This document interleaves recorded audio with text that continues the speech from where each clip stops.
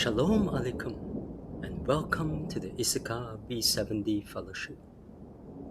I'm Stephen, and grace and peace to you from our Lord, Savior, and King Jesus Christ. Previously, we looked at the last days, which, seen from the perspective of the 7 days of creation, refer to the past 2,000 years since the time of Christ and birth of the Church. We saw how Jesus warned us that there would be deception, war, famine, and natural calamities and plagues, but that these were only the beginning of birth pains. How believers will be persecuted until the full number of those who are to die for their faith is in. And finally, how the fullness of the Gentiles, once reached, marks the end of the summer harvest, the age of grace or church age, and the beginning of the 7-year tribulation. There will be no more Gentile harvest from this point on, as the church experiences its greatest ever earthly rupture, rather than a heavenly rapture. In such a time, we are called to patiently endure and remain faithful as we enter into this final stretch of history before Jesus returns.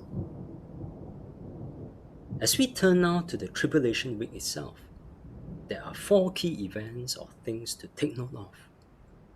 First, the Antichrist will confirm a covenant with many for 1 7 or week, as mentioned in Daniel's prophecy. This will likely take place on the Feast of Trumpets, which is also the Jewish New Year, to mark the start of a new year or new beginnings for Israel and the world, thus kicking off the tribulation countdown and the start of the time of Jacob's trouble. This covenant or treaty is likely a deceptive offer of world peace, as the Antichrist promises to put an end to the Israeli-Palestinian Arab conflict, and also the wider clash of civilizations between Christianity and Islam through his demonic kingdom. Israel will, for the first time since its rebirth in 1948, be a land of unwalled villagers, a peaceful and unsuspecting people, as described by the prophet Ezekiel. The third Jewish temple will also be built then, likely side by side with the Dome of the Rock and Al-Aqsa Mosque, and perhaps even a church, as the Temple Mount becomes the prime example of world peace and interfaith harmony. In this new age of peace and enlightened tolerance, we will witness, ironically, an increasing intolerance of those who refuse to compromise their faith, something that is already happening today. There will arise widespread suppression of true believers by governments and even by their own churches as they buy into this deceptive argument. The path to world peace will be paved with the bodies of possibly millions of God's faithful, their cries drowned by the shouts of those celebrating this new world order under the Antichrist and his false prophet. However, this false peace will not last. The Old Testament prophecies record at least 2 major wars involving Israel's Arab neighbors and nations from as far north as Russia, as well as the destruction of Damascus. The deception, war, famine, natural disasters, and persecution mentioned earlier will continue until the very end. This brings us to the next key event. After 3.5 years, that is, midway through the tribulation week, on the Feast of Passover of the 4th year, the Antichrist will break this covenant to set up what is known as the abomination of desolation in the temple. He will declare himself the Passover lamb, defiling the temple by making himself God in Christ. Aided by the false prophet and 10 leaders who will come into power then, the Antichrist will trample Jerusalem, blaspheming God and persecuting God's people, while deceiving the rest of the world and making them receive the mark of the beast, he will also destroy his former ally, the apostate church, and go to war with various nations. The remaining half of this 7-year period is known as the Great Tribulation.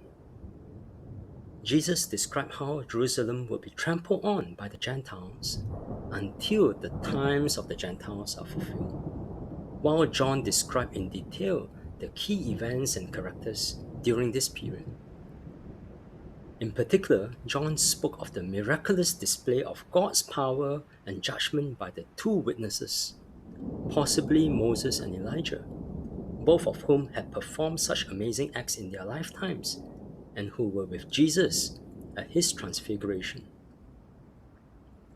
There will be a spike in calamities unleashed by the first 5 seals, as well as in demonic activity, as Satan will have been thrown down to earth during this period and knows that his time is short.